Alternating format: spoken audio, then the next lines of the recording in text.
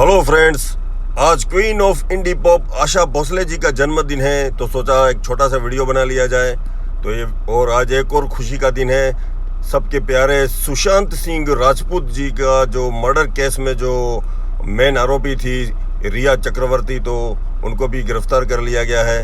तो ये डबल खुशी का दिन है। तो ये वीडियो डेडिकेट कर रहा हूँ सभी म्यूजिक लवर्स को और सभी फीमेल सिंगर्स जो आशा भोसले जी का सॉन्ग गाती है, और स्पेशल सानिया श्री जी को जो जिनकी आवाज़ बहुत करीब है आशा भोसले जी से मिलती जुलती है थोड़ी। तो मैंने सोचा उनको स्पेशल डेडिकेट किया जाए, उनके ट्रैक्स डाले जाए बैकग्राउंड में। तो उनके कुछ आशा भोसले जी के गाए हुए गीतों के ट्रैक्स भी बैकग्राउंड में डाल रहा हूँ। तो एंजॉय कीजिए आशा भोसले जी का ये जन्मदिन।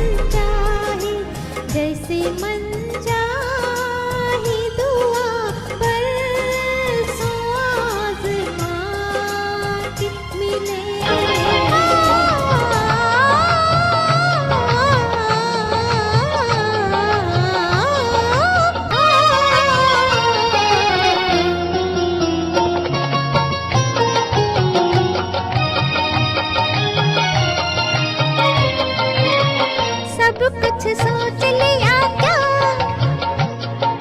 हो, सब कुछ सोच लिया क्या,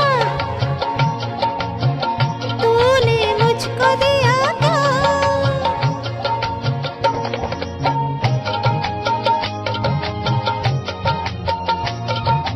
ये तो कहा किस तरह।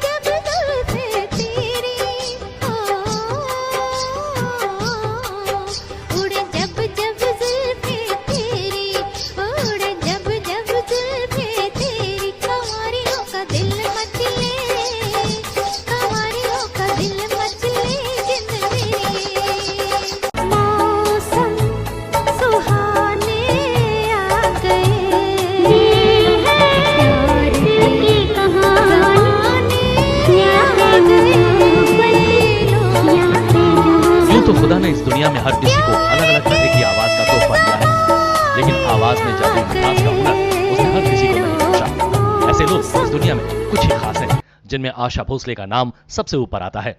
8 सितंबर सन 1933 को मुंबई में जन्मी आशा भोसले ने कभी सपने में भी नहीं सोचा था कि एक दिन वो अपनी गायकी से इस दुनिया के लाखों हजारों दिलों पर राज करेंगी। चुरा लिया है तुमने जो दिल को, नजर नहीं चुराना सनम। यूं तो बचपन से आशा भोसले को संगीत विरासत में मिला क्योंकि उनके पिता दीनानाथ मंगेशकर खुद एक प्रसिद्ध गायक थे। लेकिन आशा के जीवन में बहुत जल्द ऐसा समय भी आया जब अपने लिए उन्हें खुद जमीन तलाशनी पड़ी, क्योंकि उनके पिता दीनानाथ मंगेशकर की मृत्यु होने के बाद घर की सारी जिम्मेदारी उनकी बड़ी बहन लता पर आ गई। बड़ी बहन लता पर जिम्मेदारी का बोझ देख आशा के मन में आया कि वो भी लता का हाथ बढ़ाएं। लेकिन उसी बीच कुछ ऐसा हुआ कि घर के सभी लोग आशा भोसले से नाराज हो गए, क्योंकि महज 16 साल की उम्र में उन्होंने गणपत राव भोसले से शादी कर ली। अफसाने हजारों हैं, अफसाने हजारों हैं, इन आँखों के मस्ती के। साल 1956 का समय आशा के लिए बेहतरीन रहा, क्योंकि उस वक्त मशहूर संगीतकार ओपी नैयर साहब की नजर आशा की आवाज पर पड़ी और अपनी पहली फिल्म सीआईडी में उन्होंने उन्हें गाने का मौका दिया। हालांकि उस समय इंडस्ट्री में शमशाद बेगम, गीता दत्त और लता मंगेशकर की आवाज बुलंदियों पर थी, लेकिन फिर भी आशा के गाए गीतों ने लोगों का ध्यान अपनी ओर आकर्षित किया।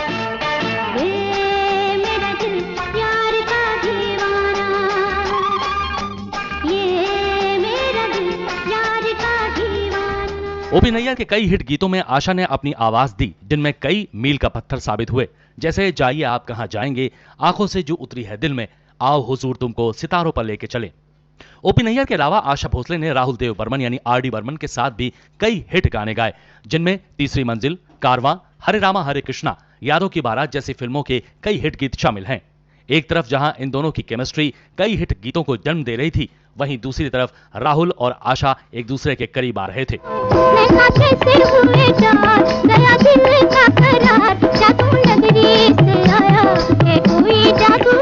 और साल 1980 में आशा भोसले ने राहुल देव बर्मन यानी पंचम दा से विवाह कर लिया।